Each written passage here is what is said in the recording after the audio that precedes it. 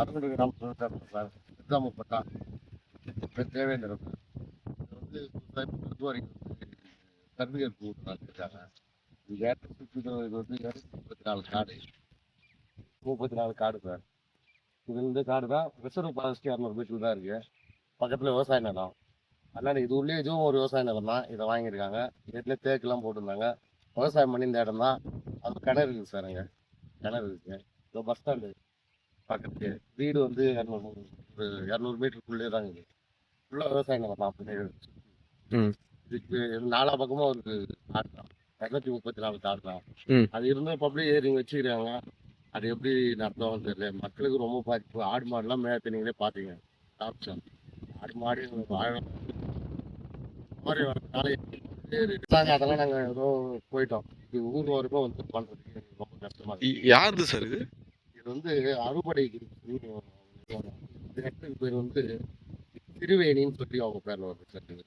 சிறுவேணி Triveni. Okay okay. அதான் போட்டிருக்காங்க.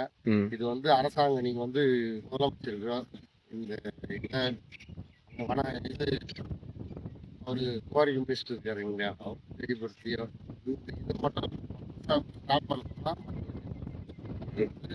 அரசு மீறி சட்ட பிரகாரம் உச்ச நீதிமன்ற சட்ட பிரகாரமே இது வராது. இல்ல இது ஒரு பட்டான் லேண்ட் தானே சார்? பட்டான் லேண்டு சார். பக்கத்துல புறம்போது இருக்கு சார். பக்கத்துல வந்து ஆடு மாடு இடம் பக்கத்துல அப்ப விவசாய நிலம் இருக்கு சார். பட்டா நிலம் இருந்தாலும் அடுத்த பாதிக்காம தான் நீங்க பண்ணணும். மக்களுக்கு பாதிப்பு இல்லாத பண்றது தானே. என்ன மாதிரியான பாதிப்பு இங்க வரும்னு நினைக்கிறீங்க? நெல்சடி வந்து ஃபுல்லா பள்ளம் போட்டா பக்கத்துல இருக்க கிணத்துல தண்ணி வராது. கல்லுலையும் ரோட்ல போக முடியாது. அந்த பிளாஸ்ட் பண்ணோம்னா அங்க ஆடு மாடு வனவிலங்குலாம் என்ன மாதிரியான வன விலங்குலாம் அங்க இருக்குன்னு நினைக்கிறேன்? மான் இருக்கு, மயில் இருக்கு. மானு மயில் மற்றபடி உள்ள புழுநரி, அப்புறம் பன்றிகள்லாம் இருக்கு. மான்கள் எல்லாமே இருக்கு சார். வனவிலங்குனா ஒரு கொடூரமான விலங்குகள் இல்ல, மற்றபடி எல்லா விலங்குகளும் இருக்கு.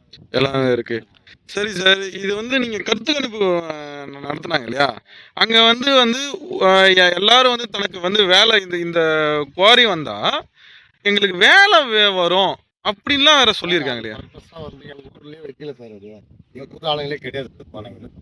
அதுல எப்படின்னா அவங்க கம்பெனிஸ்ல வேலை செய்யற ஆட்கள் பக்கத்து கிராமங்கள் வந்து ஆளுங்களை காசு கொடுத்து பிரியாணி சொல்ல சொல்லி எங்களுக்கு வேணும் அப்படின்னு பேச வச்சு முடிச்சிட்டாங்க கொடுத்தேன்.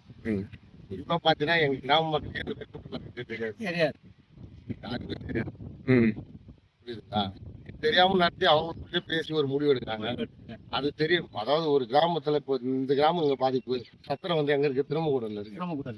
அங்க இருக்கிறவங்களுக்கு இங்க என்ன இருக்குன்னு தெரியுங்களா? சுத்தி என்ன இருக்குன்னு எங்களுக்கு தான் தெரியும். நாங்க இதை பத்தி பல முறை கம்ப்ளைண்ட் பண்ணியாச்சு, வழக்கினருக்கு பிடிச்சு விட்டாச்சு.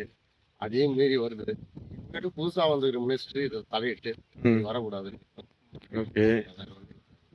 அறுபடை வீடு உங்க சுத்தி வந்து எத்தனை குவாரி வச்சிருக்காங்க? நிறைய பண்ணிருக்காங்க. கவர்மெண்ட் குவாரி பண்ணிருக்காங்க.